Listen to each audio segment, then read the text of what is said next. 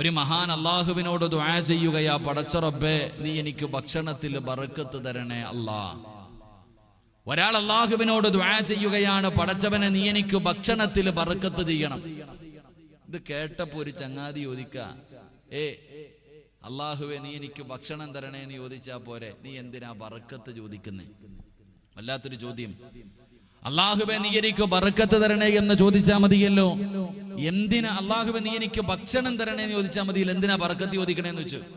അപ്പോഴാ മഹാനവറുകൾ അവിടെ നിന്ന് പറഞ്ഞു കൊടുത്തുട, ചങ്ങാതി ഭക്ഷണം എന്ന് പറയുന്നത് അള്ളാഹു എല്ലാവർക്കും കൊടുക്കും. വമാ മിൻ ദാബത്തിൻ ഫിൽ അർദി ഇല്ലാ അലല്ലാഹി റിസ്ഖുഹാ. അള്ളാഹു എല്ലാവർക്കും കൊടുക്കും ഭക്ഷണം.